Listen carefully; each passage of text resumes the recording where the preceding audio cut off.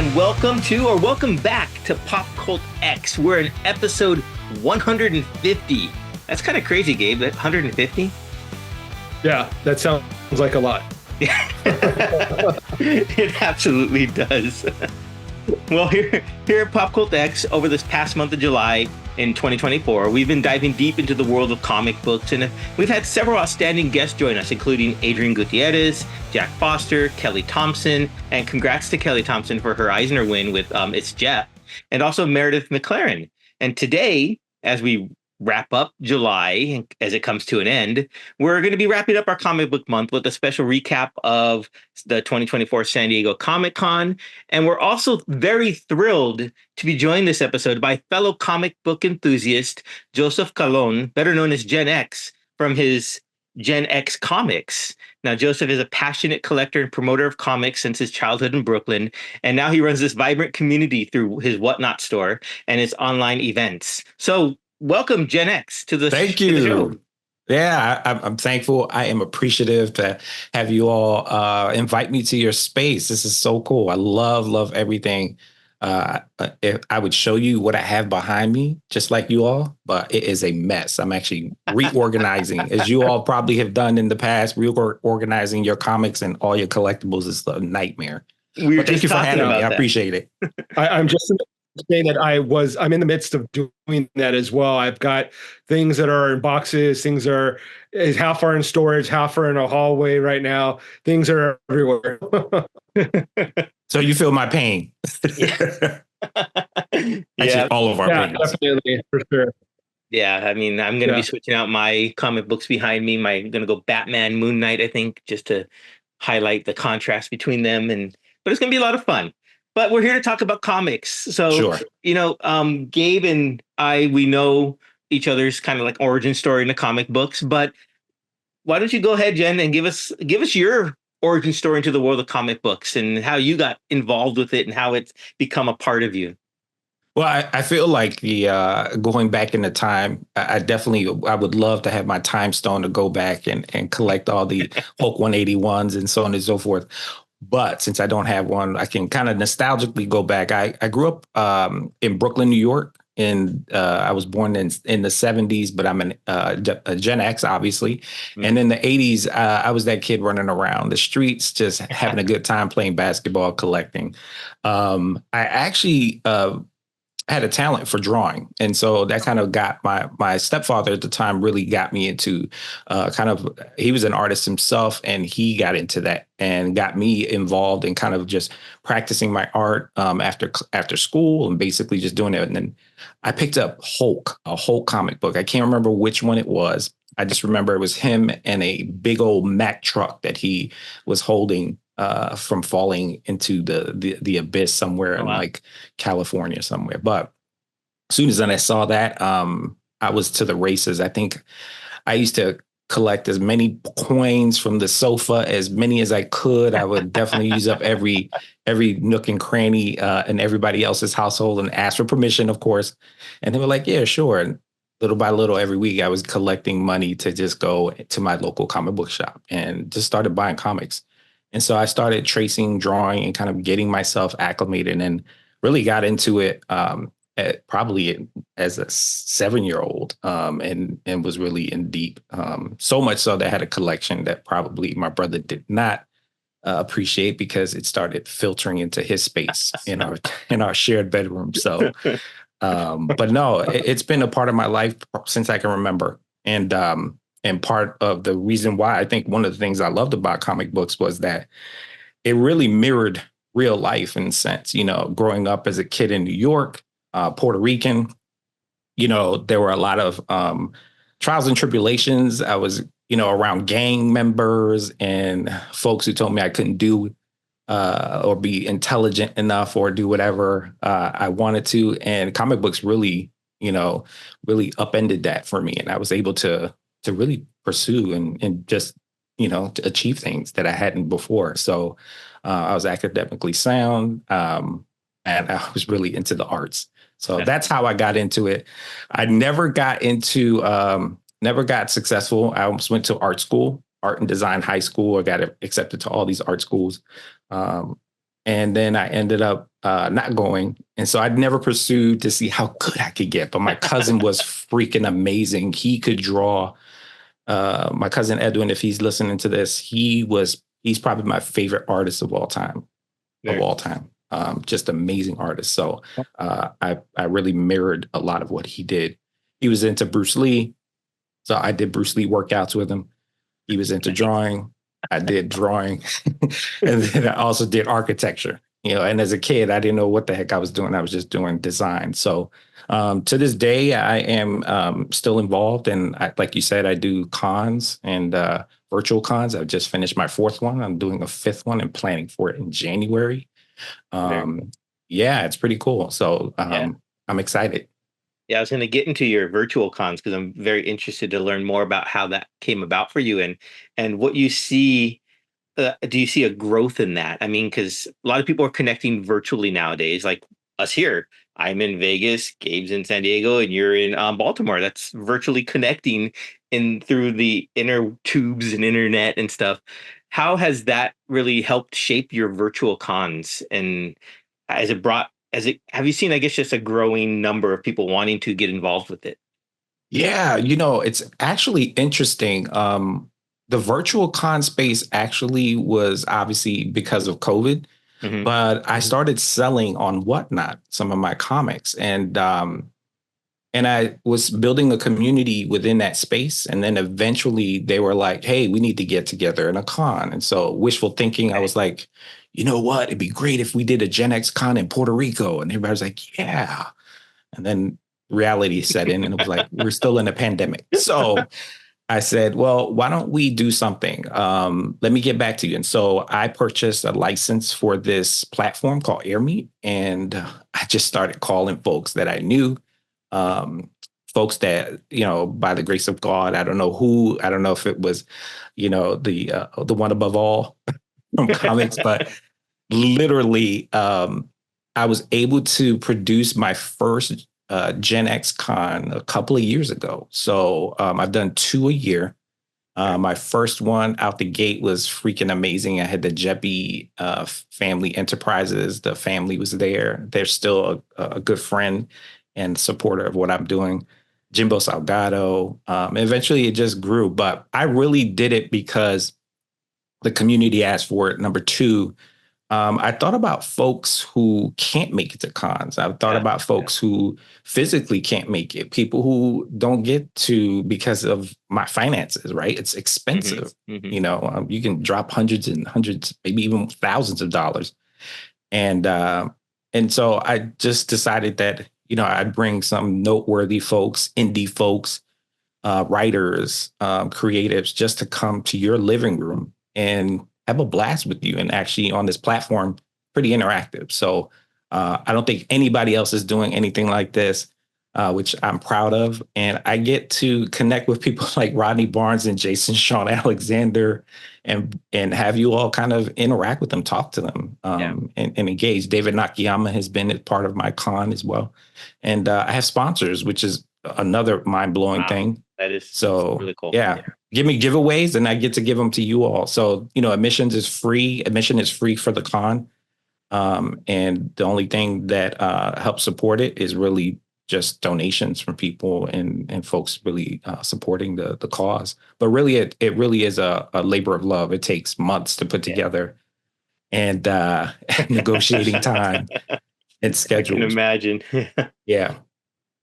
Absolutely. That's really cool. I mean, just putting together like this podcast, it is a labor of love, like you said, for your cons. It's just, but getting to get those talented people on there and just pick their brains and hear their stories, and then being able to do it for a widespread audience and have those widespread audience even ask questions. That's the interactive part's really cool.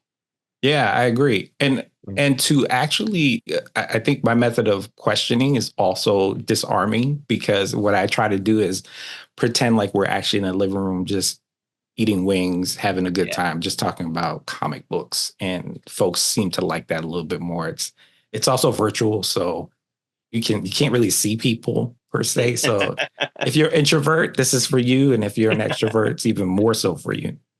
Absolutely. That's really cool.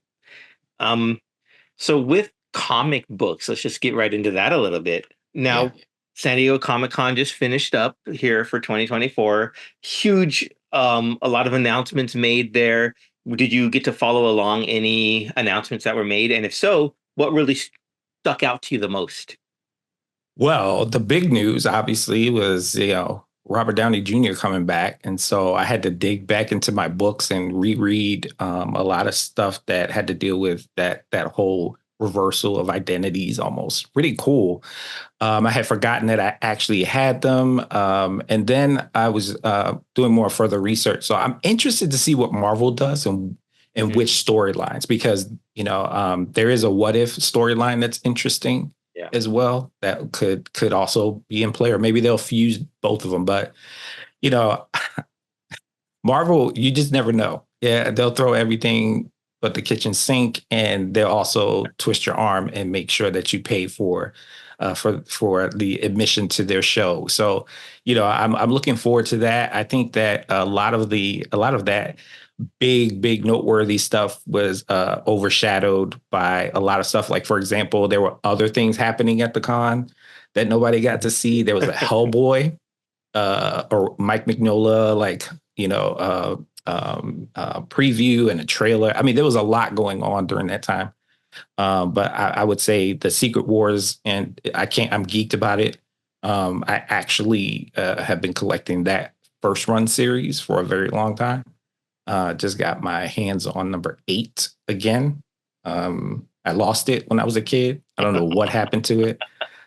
It probably wasn't in pristine condition, but again, those are some of the tidbits. I think that the trailers that they were able to show, in particular, movie trailers. So I'm excited about the resurgence of comic books in movies and also in animation. That's what I'm really geeked about. I know Batman's coming out with a new one. Looks a lot more darker. Reminds me of Bruce Timm's old school with a little bit of blood here and there. So I'm excited about it. And it was cool to see people in cosplay coming back. I know those folks work hard throughout the year, but I think we're making a comeback, man. I really do. I think that the X-Men series, that series really catapulted us in a new direction because we were on a slump for a while. Yeah. So I'm looking forward to that to continue the trend. Now, Gabe, did you have any thoughts about the RDJ casting? Well, I feel like that question is sort of, what my answer is, because I'm not the biggest fan of Robert Downey Jr. I know. So I'm one of the few people that's not really excited about him coming back. I am excited to see what they're going to do and how Marvel is going to be able to, create this new storyline. So I'm interested in that. I'm just going to reserve my opinion until I actually see what they come up with. I'll just come on, Gabe. Gabriel, come on. Yeah, no, I'm with you. I have to be a handful of people that aren't, super stoked, but there are some of us. I mean, I'm like you said, Gabe. I wait till the final product comes out before I make my judgment. But I'm okay with him coming back. I wish they would have kept it a surprise, maybe for a little longer. I don't know if they just needed his name recognition just to help, move it forward. But I wish they would have, because how big of a surprise would have been, first night of screenings, whatnot. Oh my goodness, Dr. Doom is Robert Downey Jr. I think that would have been a more of a emotional twist on everyone. But I guess also keeping that a secret for so long would have also been very challenging. So I will say I was excited. I was excited for the Russo brothers to come back, to be quite honest. I feel like there's a reset. But I do, Gabriel, I feel your pain. I kind of felt like it was too easy. It was too gimmicky. And they did announce it. But it's the Russo brothers, so I don't know. They made me cry at Endgame and some other movies. So we'll see what happens in this one. Yeah. Well, the Russo brothers, they did I think my favorite Marvel movie, which is Captain America: Winter Soldier. So I'm on board with them. Whatever they're going to bring, I know they're going to bring an excellent story and make it stand out. So we'll see. Yeah. Now, Jenna, you mentioned something about the new Batman series, and I thought that was an interesting announcement that they made that they're going to gender swap the Penguin in that Yeah. animated series, and it's going to be voiced by a great actress, Minnie Driver. So I thought that was an interesting take, and I'm sure for a certain segment of fans, it's not going to go over well, but I don't have a problem with it. I think it's wonderful. And what do you guys think? Go ahead, Gabe. I'm a mini driver, so I'm excited about that. Yeah. Yeah, I agree with you. I think that the gender bender, especially across the whole landscape, I mean, it's Mini Driver, so you can't get those are big names. And I saw the listing and the voiceover actors, and I just thought, yeah, her presence there will be a really cool addition and a different take. I mean, we do need to, especially DC animation has been on a slump for a minute. And so for DC to come back with, a new Dark Knight conversation and product, I think Minnie Driver is going to be an amazing voiceover and actor for this particular franchise. I'm hoping that it extends beyond that. It looks pretty cool. It looks darker and much more violent, actually, than I anticipated, but I think it's going to be great. Now, is that more in line with like Matt Reeves, the Batman, which also they did more announcements about the sequel of that as well. So that's I didn't get to see any of the trailer for the Cape Crusader, so but it seems like it would be more in line with that. Yeah, I think they're prepping for that. It makes sense to do so, especially since it will be coming out fairly soon. Um, you know, I hate to admit, but I did fall asleep a couple of times on that movie, The Batman. Sorry. I actually went It's to the movie okay. theater and passed out, and then woke up and said, "Shoot, I gotta watch this again." Um, I liked it. It was just very drawn out. So I'm hoping this is not what the animation will be like. I did the same thing for the first couple of times through the original Guardians of the Galaxy movie. I don't know. I just fell asleep. Maybe I wasn't invested in the characters when they first came out, so I didn't really know their story too well. But when part three rolled around, man, I was just like, Yeah. Give it to me, give me more." And of course, that movie was fantastic. Yeah. Sticking with DC a little bit and going into the comic books. Now, DC is doing, I guess, a reset with their new Absolute series and whatnot. I think that is an interesting way to approach thing. I mean, for new comic book people, it's a good jumping on point because everything can reset. But for people like you two who've probably been in the comics longer than I have, how do you feel about the resets each time they do something like that? I don't know. I think I'm reset fatigued at times. It's just everybody's resetting every 3, 4, 5 years. Um, Mhm. I think there's some nuanced pieces, some creativity that happens, but again, it has to be the right chemistry and flavor. I just feel like I was burned by the New 52. you know, all those resets they're just a lot, especially when you're reconning people's backstories. It's just like, okay, how many times can you do this? Understanding that also there is a business side to it. So honesty, if they can get people on board that are legendary or even new and up and comers that are really, really great writers, I think that Stephanie Williams, who's been a great DC writer for a while, did Nubia. She was able to bring Nubia into new prominence and retcon her and just rewrite that. So I think if you got some really good talent and creatives, make it happen. And I'm okay with it. As long as you don't jar me too much and then say, "Oh, we were just playing 2 years later, you got another retcon," or you went back to the original story. But Gabe, what do you think?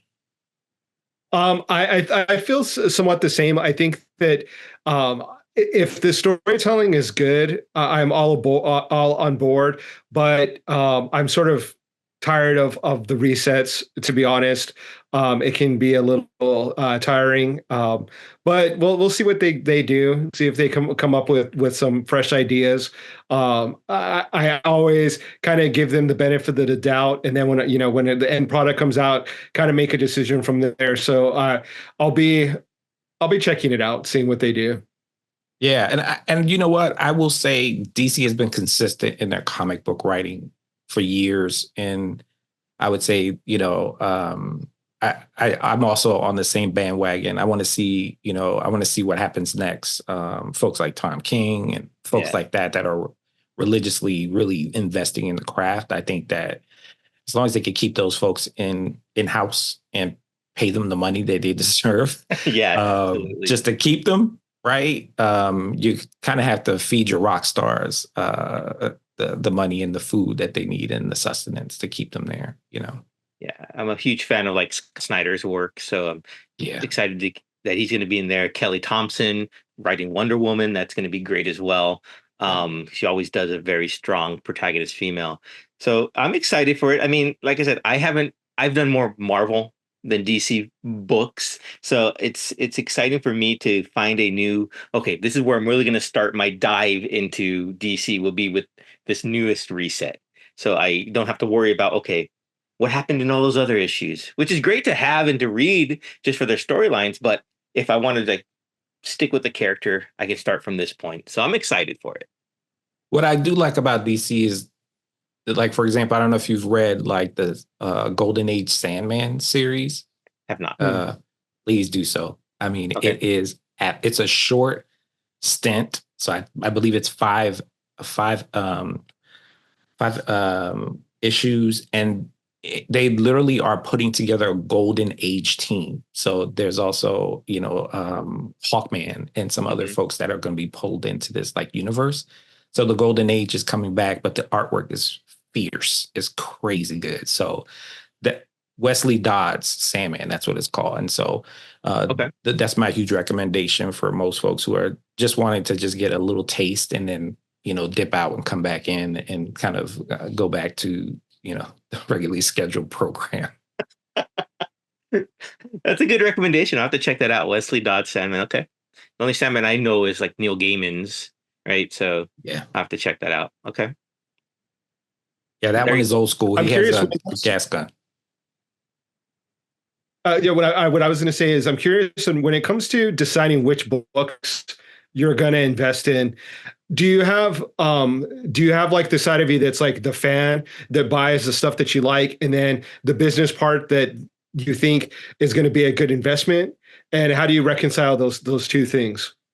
Yeah, good question. So, as I told y'all, I'm in the business of selling comics too. I don't do it as much as I used to because I've become much more of an astute collector. So I started collecting older books from silver, some bronze. But if I could get money to do the golden age, that'd be awesome. But I ain't there yet. I'll be there one day. I keep looking over at the Captain Marvel Shazam back from like the 10 centers and 12 centers. And I'm like, yeah, I can't afford this one.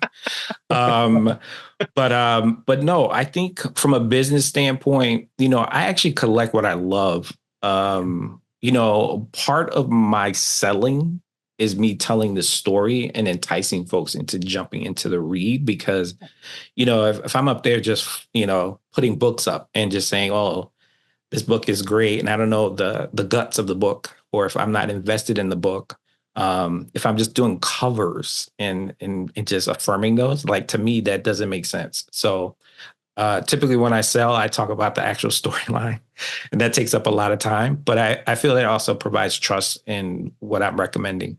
One of the things that I actually do is I have trusted souls in each of my LCSs that have similar tastes. And so I always, because I can't afford to buy every new comic book or every other run, and I ask them, what are you reading now? And that's how I got into Sandman. I actually asked one of the guys that works at the LCS. He's amazing. They put on the Baltimore Comic Con every year. And he said, yeah, give this one a try. And I was hooked. And so I was coming back, every few weeks to get it.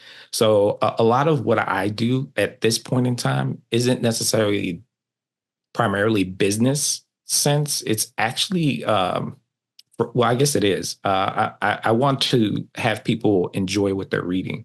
Yeah. And so if I don't immerse myself in the culture authentically, then it doesn't make sense for me to be selling comic books or even just being a personality or on a podcast and whatnot.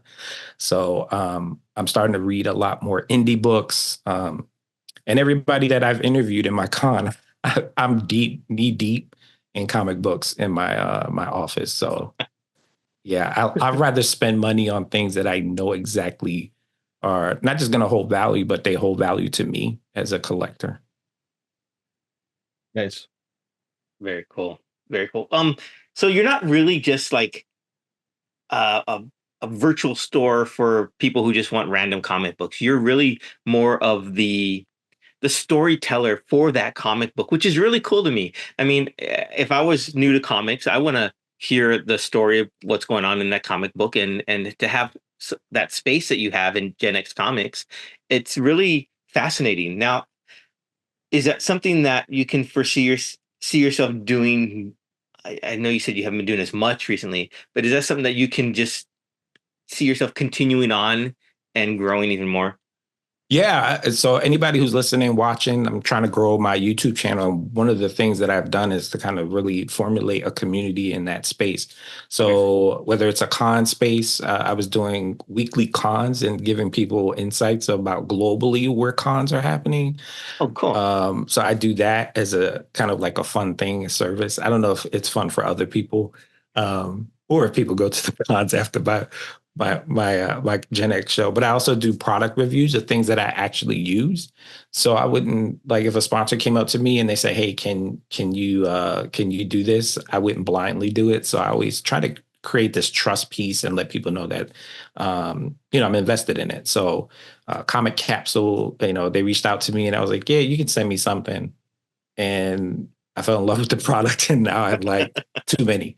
But yeah, those are things like for me, I can, even my shows have this segment called Education Station. And I literally highlight a YouTuber that's doing like comic book explanations or anything like that, or maybe even a highlight of a specific character that allows us to kind of get a quick, fast 10-minute snapshot of this storyline so people can buy it. And typically I have that comic book. So it's pretty cool that I can like translate into that. I did something on Doom probably about a month ago and look where we are now. Here you are. So I'm like, great. Oh, I wish I hadn't sold that one. I just waited a month. Just a bit. Why didn't Robert Downey Jr. call me? God damn. So he has my number. Damn it. Yeah. RDJ.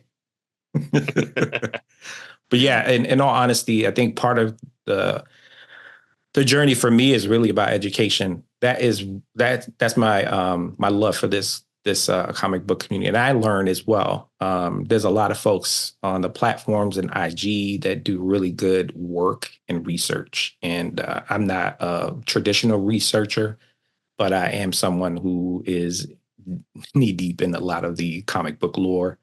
That's cool. Yeah, so that's a little bit about how I navigate that space. Right on. Right on. I want to talk a little bit something that's a little related. Well, it is related to comic books, and I don't know if you've had a chance to see it yet, Gen X. It's the new Deadpool movie. Now, Gabe, I know you've seen it. We won't do any spoilers here, but I'm curious to get your guys' take on it, thoughts and opinions.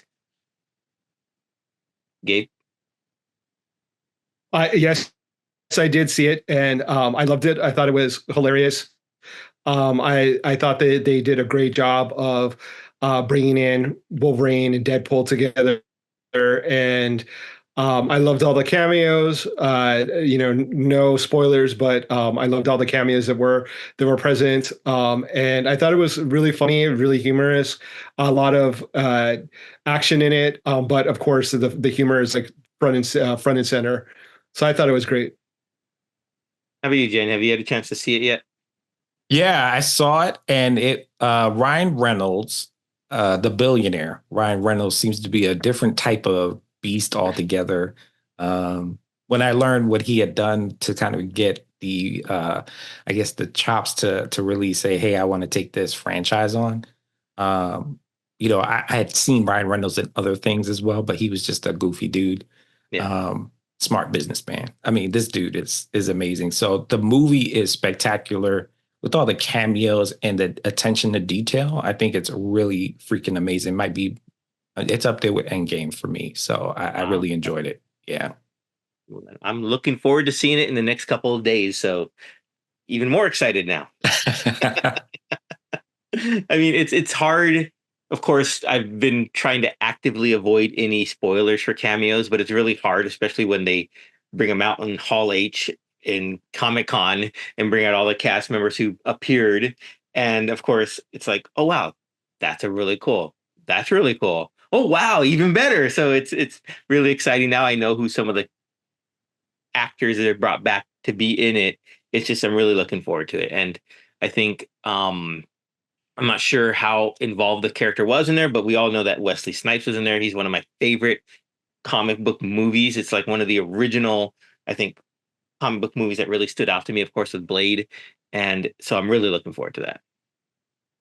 Yeah, I was surprised about that too. I actually posted it when it came out, but the article, I didn't spoil the movie. I didn't do any of that stuff, but it didn't, the trolls were out there. So they were like, I hate you because of that. I said, I didn't spoil the movie unless you really want me to. I'll tell you the whole thing, but I won't do that because I love this community. But at the end of the day, it was really great to see some of that, that reunion actually between him and Ryan Reynolds. So that's right. That's right. Yeah.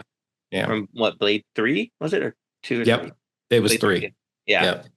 That's right. So yeah, it's really fun. It's really exciting. Yeah, I'm just looking forward to it. Really am. And yeah, that's all I have to say about that. Just looking forward to it. Get my full review after I watch it. How many times did you see it, Gabe? I've only seen it once, just because I've been going to a couple of concerts and I haven't been able to go out and see it again, but I probably will see it again this weekend. Yeah, I'm actually gonna go see it this weekend too. My wife, I was surprised that she wanted to go with me, and I was like, I couldn't wait. So. That's exciting. So we'll all report back next week. When is the time limit up for spoilers when we can really just dive into it?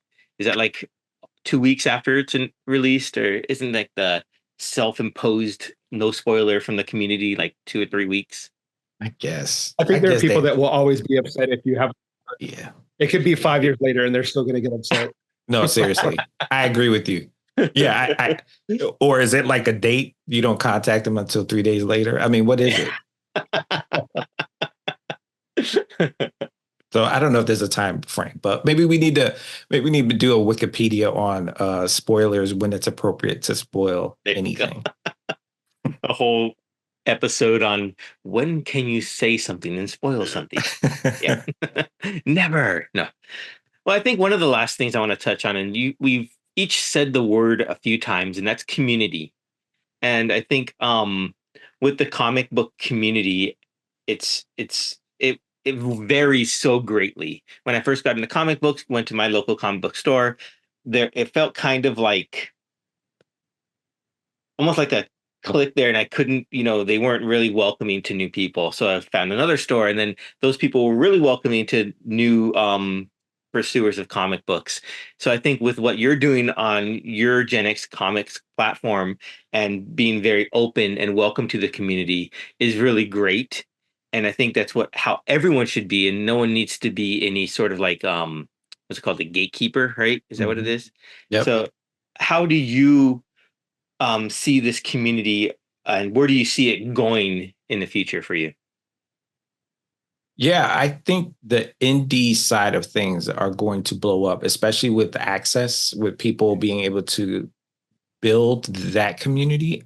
I mean, the indie side of comic books is really interesting to me because I feel like you can have minimal investment and actually get a product out, right? And even fulfill your dreams to some degree. So if you're writing or illustrating your book, or you're just trying to publish your book, something that came out of your head from years ago, maybe as a child, what have you, I think it's important to allow space for that as well, and have other people be able to see you at cons and sell your books. Crowdfunding has been a huge piece to the puzzle that we hadn't anticipated. And so I think that the community aspect of it, macro or micro, is changing. And I think for the better, specifically for indie folks and indie publishers. There are some amazing books that have gone out. Not to do a whole episode of recommendations, but I actually, I've talked about Rodney Barnes and Mhm. Sean Alexander, and they did a book called Blackula, and so it's a blaxploitation book. It is freaking gorgeous. I bought 2 copies of it. They were surprised I bought 2 copies, and I was like, no, I needed one for me to read and the other one for you to sign. So these are the conversations being had. But like, there's folks like, folks that comic books like Keisha, Demon Slayer. I don't know if you've Demon Eater.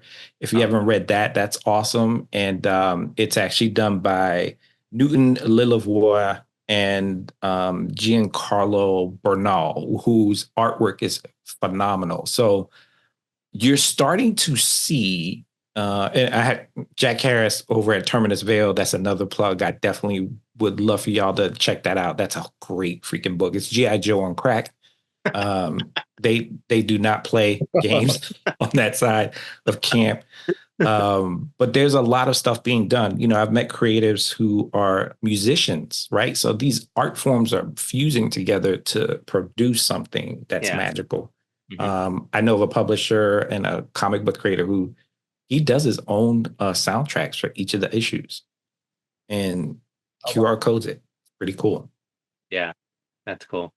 I always enjoy that, especially when they put together like playlists for that. Yeah. Like, and it's who were we talking to? Gabe? Was it Meredith, where she said that she has a playlist for each issue, and that she wants, or is it Jack Foster? It was one of the two. But like Jack they Foster, timestamp- It was where Jack. they timestamp it to the different listen to this song when you turn it to this page, and it's like gets you in that mindset of where that creator was and where he wants you to be. So that's pretty cool. Yeah, my hope is I'm actually finishing up a couple of books myself. That ultimately I'd like to publish and put out some books. Oh, I have 3 books that I'd like to push out. One in particular, hopefully this year or the beginning of next year.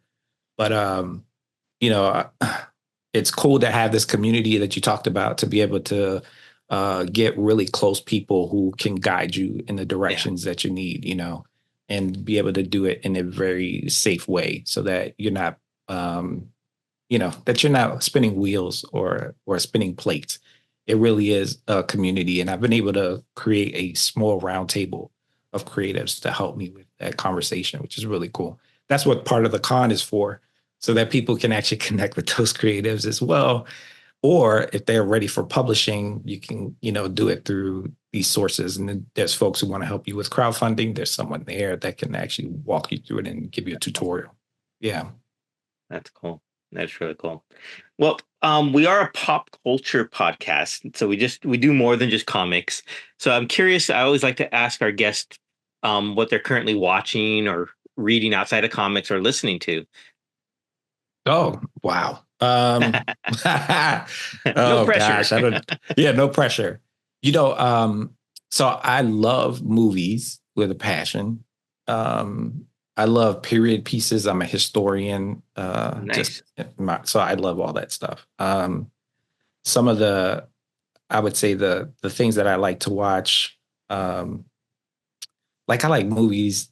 I like horror movies as well. So, but period pieces are cool to me too. Like I think about, and this is going to sound crazy, I think it's Henry V. I've watched that probably ad nauseum. The Kenneth Branagh version? Yeah, the Kenneth Branagh version. Okay. That sucker is like 14 hours long, but it is worth the watch for sure. I remember watching it and I was like, is this thing over? I was going to pull my Shakespeare off the shelf and be like, where are we in this dialogue? But it wasn't in there. I also like I like movies like Seven, horror movies. High Tension is a French movie. If you haven't seen it, that sucker is pretty cool. It's twists and turns. Okay. I like things like Legends of the Fall with Brad Pitt. Like, that's a pretty cool. I love Last of the Mohicans. That's another movie that I love. But mostly, period pieces like that really intrigue me. Cool. Amadeus. I don't know if any of y'all, if I'm too old to talk about Amadeus. No, we're in the same age range, I think. Okay. Sometimes I never know. Y'all look so young, so I don't know. My grays give it away. So, but no, those are things. The Red Violin. Oh man, that's another one. It's one of my favorites. So I like dark stuff. I like uh, sometimes the hypermasculine piece. My wife says it's too much. She's just like, I can't watch that with you. But I like, science fiction stuff. I'm excited about Romulus, Aliens, and Alien, the new installment. So sometimes I'll go back to and watch Aliens, just to hear Ripley say, "Get away from her, you bitch." Just things like that. So I love Predator. I love all those, 1980s action movies. Yeah, absolutely. That's really cool. I just watched a vampire movie. It's new, but I considered it a comedy horror, and it's Abigail. I'm not sure if you guys have seen that one or not. Yeah. That was fun. I enjoyed it. It's a ballerina vampire. I thought that was a fun take on things, and how she she was just playing with her food. So I enjoyed that. I haven't seen all of the trilogy, but do you remember that movie X? Danny just did a spoiler on that movie.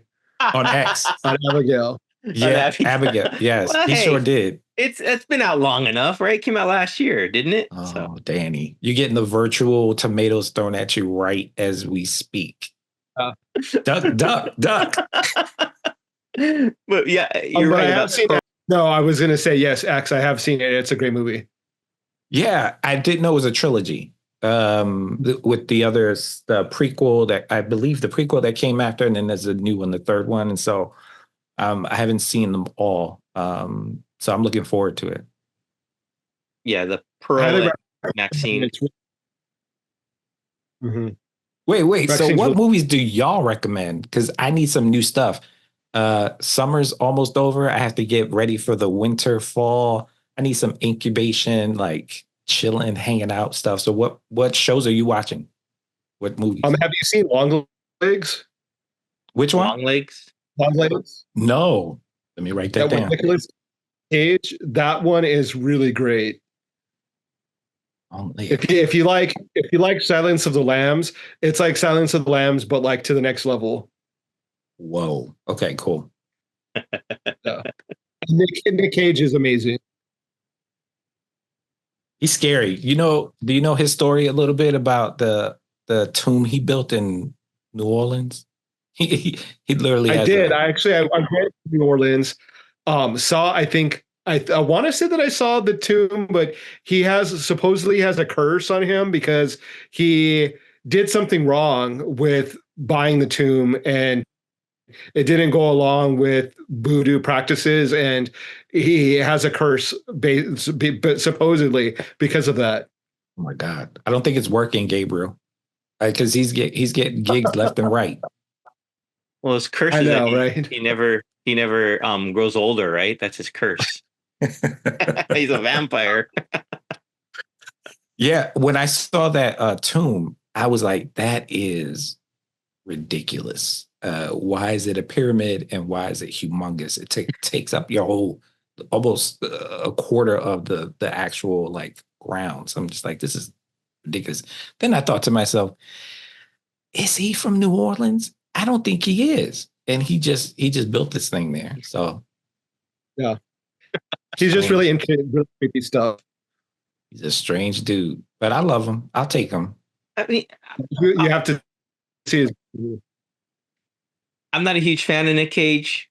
Gabe knows that. I did like the unbearable weight of massive talent with him and Pedro Pascal. That was probably my favorite Nick Cage movie because he wasn't really playing the character; he was just being himself, which I thought was really good. That was funny. But yeah, Gabe recommends Long Legs. I guess I'll have to watch it. Danny, what are you recommending? I don't even remember what I saw last night. Abigail, I watched. What else? Oh goodness, I'll have to check my notes. I watched the latest Ghostbusters movie recently, The Frozen Empire, because it's on Netflix now. I enjoyed it. I mean, some people didn't really think it fit well, but I thought it was fun. I think the character design of the main bad guy in that film was fantastic.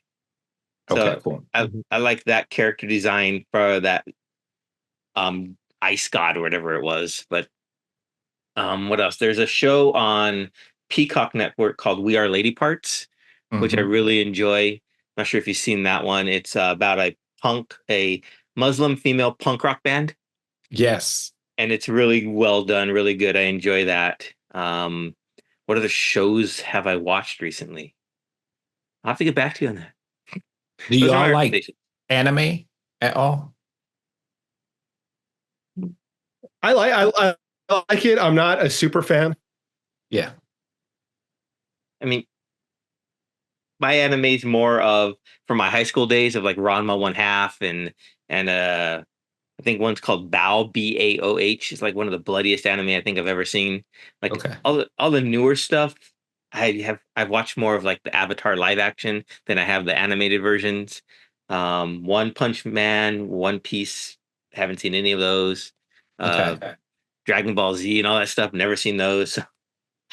My Oh, nephew wait, loves first of them. all, you've seen them all because they take at least 15 seasons for that power up to happen the whole time. So I think you've seen the premise of the whole thing. It's not, Okay. but no disrespect. I'm not an anime geek either, but I did see on Netflix, and I'm not sure if it's still on there, Blue Eyed Samurai. It I've is heard of that one. absolutely amazing. That's a great one. Okay. It reminds me of Ninja Scroll, which I don't really watch a lot of anime, like I said, but I highly recommend those as well to anybody Nice. who So loves it. Yeah, I've heard Blue Eye Samurai really high remarks about it, so I have to check that out. It's very bloody. Just want to That's let fine. you know. Yeah, That's fine.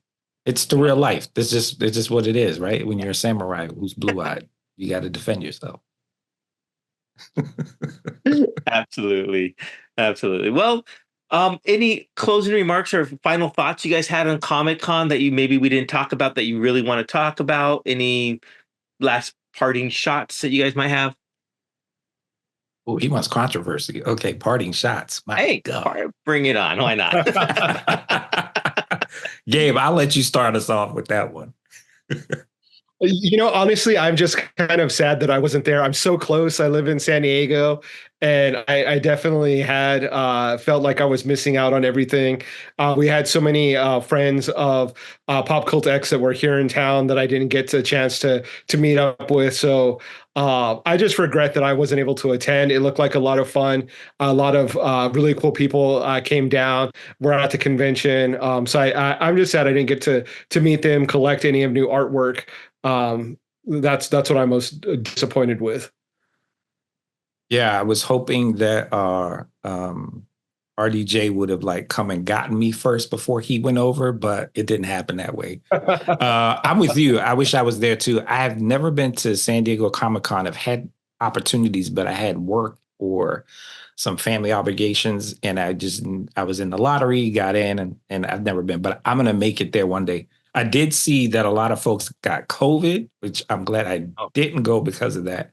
So I'm thankful. But I actually love reconnecting, reuniting with folks that I've interviewed, whether it's on my podcast or on video or even at my con. It's just really cool to really see them in person finally. Now that we're on the tail end. I say that now, but people call COVID at San Diego Comic Con, so I guess we're not that far out the woods. Yeah.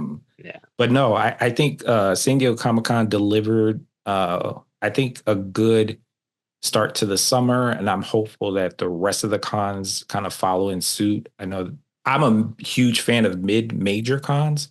The mid-level ones to me are much more fun. I had a blast when I went to Las Vegas, and that was fun.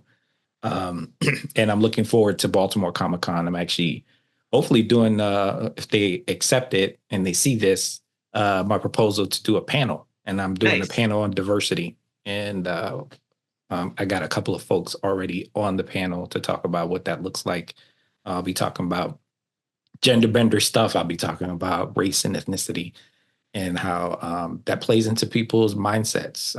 So I'll be talking about Namor and why people got in the tizzy about that. I'll be talking about Disney's the DEI work and their stipulations, stuff like that.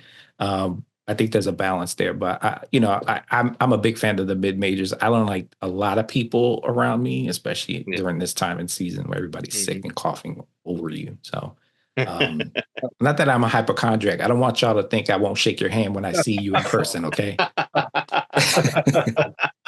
I will be more than cordial. I will be your brother in this, in pop culture for sure. But yeah, when you're talking about tens of thousands of people, it's just not appealing to me. And standing in line is not appealing to me for 3-4 hours. Right there with you. Yep. Especially when you have like a person with 15 boxes on a flatbed and they're trying to get every single issue signed. I just don't get it. I'm like, come on. So, and I don't get to, sometimes I don't even get to meet the people I'm wanting to see. So I'm like, oh God, this is 3 days of this. And then I'm broke at the end of it. So there you go. Broke and possibly sick. Yeah. Yeah, exactly. But no, I'm looking forward to it. Hopefully I get to meet y'all in person. I'll make my way to the West Coast for sure. And hopefully we can meet at a, San Diego Comic-Con next year. I did notice that a lot of con folks are actually doing twice a year, which is really amazing. I know, was it Amazing Amazing Con? Yeah, one in Las Vegas and one in Hawaii. So I don't know if that's a new trend. True. I saw that. Yeah. Yeah. So we'll see. We'll see what happens. I think people are clamoring to go back in person and meet their people, and the creatives are wanting to do the same. Be as part of that community. Yep. We just got to Purell up and mask up if we need it. Walk around with that Lysol spray in the air type thing. Yeah. Maybe that's my cosplay. Maybe I'll be the boy in the bubble. Maybe I'll do that. I'll just roll around in the bubble and just, say that's my cosplay. Cosplay and safety. Yeah. Yeah. Well, very cool. Well, Jen, thanks for joining us this evening to talk all things Comic Cons. We really appreciate it. Everyone out there, be sure to go follow Jen on his platforms, Gen X Comics, genxcomics.net can get you everywhere you need to go.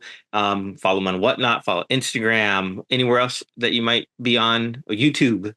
Yes, please. Definitely follow my YouTube. I have all of my con interviews are on there. I also have specialty interviews and some other things that I highlight, like I said. Just follow me. And then in IG, I'm GenX_comics. So that's where I'm really, really probably the most visible on there. But and if you want to help me with the con, wink, wink, I need y'all help. It's a lot of work. And I'm trying to get big names for the 5th one. I'm going to be doing that slated for January. So when everybody's either cold or in a decent place, we'll be able to indoors. Indoors. So that's a hell of a virtual con. But just follow me if you want to reach out. If you need help, that's the other thing. I can definitely connect you with some amazing folks as well. So I'm here about you all, and want to make this community as strong as it can be. Right on. Well, everyone out there, thank you for watching. Thank you for liking, subscribing. If you're not following us, be sure to do that. Follow Jen, and we will see you all next time. Peace. Thank you, Gabriel and Danny. Thanks for having me. Thank you.